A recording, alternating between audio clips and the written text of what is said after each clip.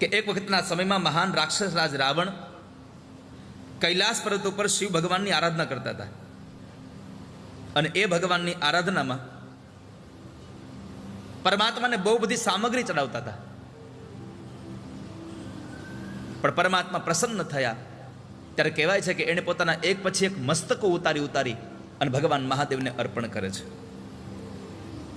વિધિપૂર્વક એ મસ્તક ઉતારતા જાય ને અર્પણ કરતા જાય, ઉતારતા જાય ને અર્પણ કરતા જાય. આમ કરતા કરતા કહેવાય છે કે એને નવ મસ્તકો કાપી નાખ્યા.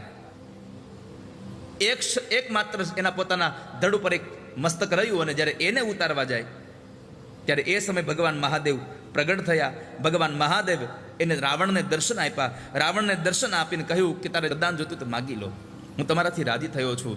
પ્રસન્નો ભવ દેવેશ લંકામ ચ ત્વામ નયામ્યહમ સફલમ કુરુ મે કામમ ત્વામહમ શરણમ ગતઃ. ભગવાન, તમે જો મારી ઉપર પ્રસન્ન થયા હો અને વરદાન માગવા કહેતા હો તો તમારો આ દાસ એટલી ઈચ્છા રાખે છે કે તમે મારી સાથે મારી લંકાપુરીમાં હાલો. મહાદેવે કહ્યું કે આની લંકા નગરીમાં જાવું કેમ? હું તમારા શરણે આવ્યો છું. ભગવાન મહાદેવ ધર્મ સંકટમાં પડી ગયા કે જો હું લંકામાં જઈશ તો શું થશે? આ પાપી ત્યાં રહે છે, હું ત્યાં જાઉં તો થાય કેવું? પણ મેં કહ્યું છે કે વરદાન માગી લે તો હું કવે શું? એકવાર કહ્યું કે તું બીજું કંઈક વરદાન માગ. પણ રાવણે કહ્યું ના પ્રભુ, મારી એક જ ઈચ્છા છે, તમે મારી સાથે ચાલો. પછી ભગવાન મહાદેવે એક લીલા કરીને કહ્યું કે એક કામ કર, તું મારું આ શિવલિંગ લે હાથમાં, ઉઠાવે ને અને લંકા ચાલ્યો જા. લંકામાં જઈને ત્યાં તું જ્યાં જગ્યાએ સ્થાપિત કરીશ ત્યાં સ્થાપના થશે, પણ માર્ગમાં ક્યાંય એ શિવલિંગને મૂકતો નહીં, નકર જ્યાં નીચે મૂકીશ ત્યાંથી પછી એ શિવલિંગ ઉપડશે નહીં. ભલે પ્રભુ, આપની જેવી આજ્ઞા.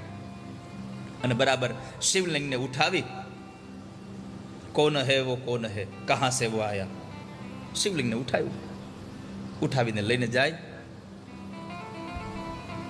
ખૂબ માર્ગ કાપે છે, રસ્તો ચાલ્યા જાય છે.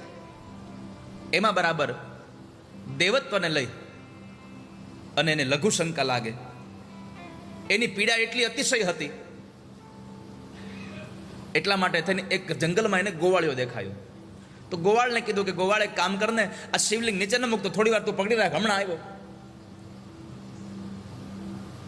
શિવની માયાને લઈ અને રાવણ જાય છે. ઘણો સમય વખત પાછો ન આવ્યો અને આ બાજુ પેલો ગોવાળિયો શિવલિંગને ઉઠાવતા ઉઠાવતા થાકી ગયો. એણે શિવલિંગ નીચે મૂકી દીધું, એ જતો રહ્યો. અને વળી પાછા રાવણ આવે છે. જ્યારે રાવણ આવી અને શિવલિંગને ઉઠાવવા જાય તો તેથી શિવલિંગ ઉઠતા નથી. કારણ કે ભગવાન મહાદેવે કહ્યું હતું કે જે જગ્યાએ તું શિવલિંગને પધરાવીશ ત્યાંથી પછી આગળ નહીં જાય. અને એ જ જગ્યાએ ભગવાન મહાદેવ ત્યાં પ્રસ્થાપિત થયા અને પરમાત્મા ત્યાં આગળ વૈદ્યનાથેશ્વર ભગવાન મહાદેવના નામે તે પ્રસિદ્ધ થયા.